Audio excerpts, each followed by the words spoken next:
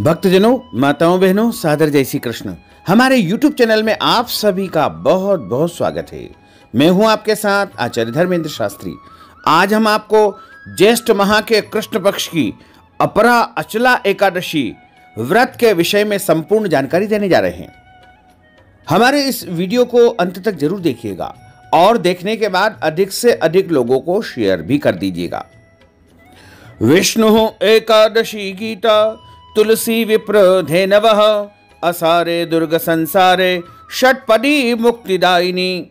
अर्थात भगवान श्री हरि विष्णु जी का पूजन करना, एकादशी का व्रत रखना, गीता जी का पाठ करना और तुलसी माता का पूजन एवं उनकी सेवा करना, ब्राह्मणों की सेवा करना, उनको दान करना, उनको भोजन करवाना तथा गौ माता की रक्षा एवं सेवा करना, ये 6 कार्य इस कठिन संसार सागर को पार करने हेतु मुक्तिदायक बताए गए हैं। पूरे वर्ष में 24 एकादशी आती है, लेकिन जिस साल अधिक मास या पुरुषोत्तम मास आता है उस वर्ष 2 अधिक एकादशी यानी कुल मिलाकर के 26 एकादशी आती है। प्रत्येक महीने में 2 बार एकादशी आती है, एक कृष्ण पक्ष में तथा दूसरी शुक्ल पक्ष में। दोनों ही एकादशियों का भिन्न भिन्न महत्व हमारे धर्म ग्रंथों तथा पुराणों में बताया हुआ है। एकादशी का व्रत भगवान श्री लक्ष्मी नारायण जी का परम प्रिय व्रत है। एकादशी का व्रत करने से मनुष्यों के कई जन्मों के पाप जड़ से नष्ट हो जाते हैं तथा उनके पुण्यों का उदय होता है, और जब मनुष्य के जन्म जन्मांतर के पाप नष्ट हो जाते हैं तभी उन्हें सांसारिक एवं भौतिक सुखों की प्राप्ति होती है। इस बार ज्येष्ठ मास के कृष्ण पक्ष की अपरा एकादशी तिथि का आरंभ 14 एवं 15 मई 2023 को रात्रि 2:47 से हो जाएगा, जो कि अगली दिन यानी 15 के दिन पूरे दिन एकादशी रहेगी और 15 और 16 मई की रात्रि 1:04 पर एकादशी तिथि समाप्त हो जाएगी। अतः जो शुद्ध एकादशी होगी वह 15 मई 2023 सोमवार के दिन ही एकादशी रहेगी। इसी दिन सभी भक्तजनों और माताओं बहनों को व्रत रखना चाहिए एवं अपरा एकादशी व्रत का पारणा अर्थात व्रत खोलने का जो सही समय रहेगा, पारणा का मुहूर्त रहेगा, वो 16 मई 2023 मंगलवार को सुबह 5:55 से आरंभ होकर के 7:55 तक पारणा करने का व्रत रहेगा। अर्थात इस दौरान आपको व्रत खोल लेना चाहिए, पारणा कर लेना चाहिए। अगले दिन यदि कोई और व्रत करना है, जैसे मंगलवार का व्रत हो या प्रदोष का व्रत या अन्य कोई भी व्रत आ जाता है, तो ऐसी स्थिति में जल, फल या फलाहारी वस्तु से व्रत का पारणा आपको करना चाहिए। जो भक्तजन एकादशी का व्रत करते हैं उनको दशमी तिथि से लेकर के द्वादशी तक कुछ महत्वपूर्ण नियमों का पालन अनिवार्य रूप से करना चाहिए। दशमी तिथि के दिन एक समय शुद्ध एवं सात्विक भोजन करें। इस दिन चावल, लहसुन, प्याज, मांस, मदिरा, मसूर की दाल, कटहल की सब्जी का उपयोग भोजन के रूप में बिल्कुल नहीं करना चाहिए। दशमी के दिन पराये अन्न अर्थात दूसरे के घर का भोजन नहीं करना चाहिए। इस दिन शहद नहीं खाना चाहिए। ब्रह्मचर्य व्रत का पालन करना चाहिए। एकादशी के दिन सुबह जल्दी उठ करके पूजा अर्चना करके एकादशी व्रत का संकल्प धारण करना चाहिए। संकल्प धारण करने के लिए अपने देव स्थान या घर के मंदिर में एक आसन बिछा करके अपने सामने एक पूजा की थाली आपको रखना है। उस पूजा की थाली में रोली, चंदन, पीले पुष्प और चावल के स्थान पर जव अथवा तिल आपको रखना चाहिए। तुलसी जी के पत्ते और कुछ पैसे भी उसमें आपको रखना चाहिए। एक पूजा की सुपारी आप रखें और सबसे पहले हाथ के मध्य भाग में जल रखें, सुपारी रखें, सिक्का रखें, पैसा रखें और गंध, अक्षत, पुष्प, अक्षत के स्थान पर यहाँ पर आपको जव अथवा तिल का उपयोग करना है। और यह सब सामग्री रख करके आप बोलिएगा ओम विष्णवे नमः, ओम विष्णवे नमः, ओम विष्णवे नमः।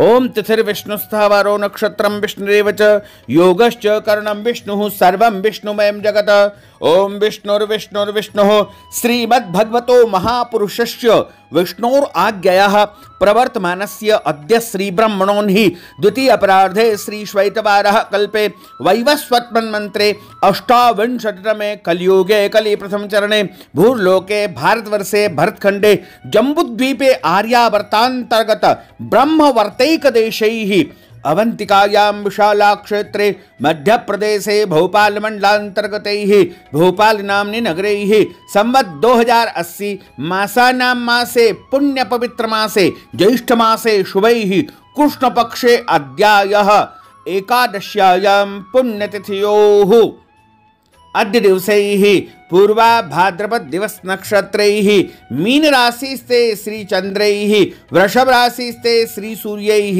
मेष राशिस्ते श्री देवराज गुरोः शेषेषु ग्रहेषु यथा यथम राशि स्थानसु एवं ग्रह गुणगण विशेषण विशिष्टायां शुभ पुण्यतिथोः। आप सभी बोलिएगा मम आत्मनः। अपने नाम और गोत्र का आप उच्चारण करिएगा। यदि आपको अपना गोत्र याद नहीं है तो आप अपने सरनेम का भी उच्चारण कर सकते हैं।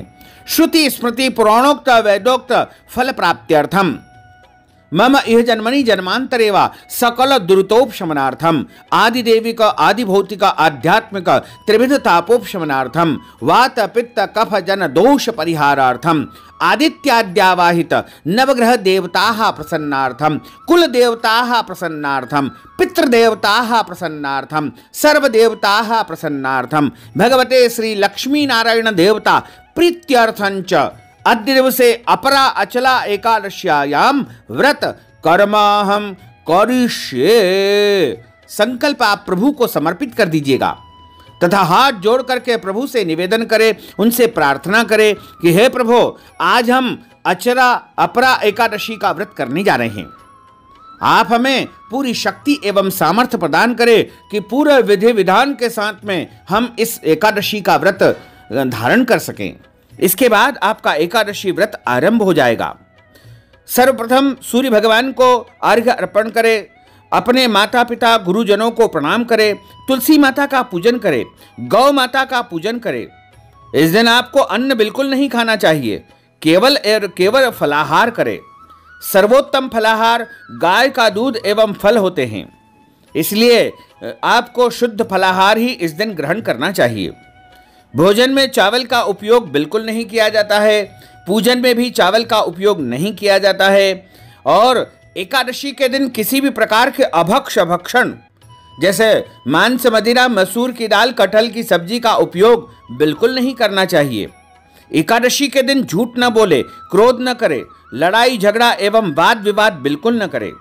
एकादशी के दिन ब्रह्मचर्य व्रत का पालन करना चाहिए। दाढ़ी कटिंग एवं सेविंग नहीं करवाना चाहिए तथा नाखून भी नहीं काटना चाहिए। किसी का भी अपमान या अनादर बिल्कुल न करे। दिन में सोए नहीं तथा रात्रि में जागरण करके भगवान के भजन तथा कीर्तन करे। एकादशी का जो व्रत करता है उनको कथा का श्रवण अवश्य करना चाहिए। एकादशी व्रत कथा हमेशा ब्राह्मण के मुख से ही सुनना चाहिए और कथा सुनने के बाद ब्राह्मण देवता को दान दक्षिणा, वस्त्रदान, अन्नदान, गोदान इत्यादि करना चाहिए। यदि संभव हो तो ब्राह्मण देवता का जो है पूजन करके उनको अगले दिन भोजन भी करवाना चाहिए। एकादशी का जो व्रत होता है वह बड़ा ही परम पावन पवित्र व्रत माना गया है। एकादशी व्रत का पारणा अगले दिन ही करना चाहिए। इस बार अपरा एकादशी 15 मई 2023 सोमवार को है और सभी भक्तजनों, माताओं, बहनों को इसी दिन अपरा एकादशी का व्रत रखना चाहिए। एकादशी के दिन किसी भी प्रकार का कोई गलत कर्म, अनैतिक कर्म अथवा पाप कर्म बिल्कुल नहीं करना चाहिए। जो भक्तजन, माताएं, बहनें एकादशी का व्रत करते हैं उनको इस दिन कम से कम बोलना चाहिए, यानी मौन व्रत धारण करके रखना चाहिए। और हमारे शास्त्रों में 3 प्रकार के पाप बताए गए हैं, कायिक, वाचिक और मानसिक। कायिक का अर्थ होता है शरीर के द्वारा जो गलत कार्य या पाप कर्म हो जाते हैं उन्हें कायिक पाप कहा जाता है। दूसरे होते हैं वाचिक। वाचिक का अर्थ होता है वाणी के माध्यम से कोई गलत शब्द का उपयोग करने से वाचिक पाप हो जाते हैं। और तीसरा होता है मानसिक। यानी हमारे मन में यदि गलत विचार उत्पन्न होते हैं तो उसे मानसिक पाप कहा जाता है। इसलिए एकादशी के दिन किसी भी परिस्थिति में आपको गलत कर्म, अनैतिक कर्म, पाप कर्म बिल्कुल नहीं करना चाहिए। पूरी रात जागरण करके अगले दिन ही आपको एकादशी व्रत का पालना करना चाहिए। यदि आप पूरी रात्रि जागरण नहीं कर सकते हैं तो जितना संभव हो सके उतना जागरण करें और अगले दिन प्रातःकालीन वेला में जो पारणा का समय हमने आपको बताया है उस समय पर, यानी इस बार अपरा एकादशी व्रत का पारणा 16 मई 2023 मंगलवार को सुबह 5:55 से लेकर के 7:55 के मध्य संपन्न होगा। इस समय आप स्नान आदि नित्य कर्म से निवृत्त होकर के भगवान के सामने बैठ करके हाथ में जल लेकर के कहे कि मैंने एकादशी का व्रत किया है और मैं व्रत का पारणा करने जा रहा हूं। इस प्रकार आप अपना नाम और गोत्र भी यहां पर उच्चारित करें। और व्रत का पारणा जब किया जाता है तो उस समय ब्राह्मण को भोजन करवाने का विधान है। यदि आप ब्राह्मण को भोजन नहीं करवा सकते हैं तो ब्राह्मण भोजन के निमित्त सूखा सामान, जिसे सीधा कहा जाता है, आटा, दाल, चावल इत्यादि सामग्री दान करें।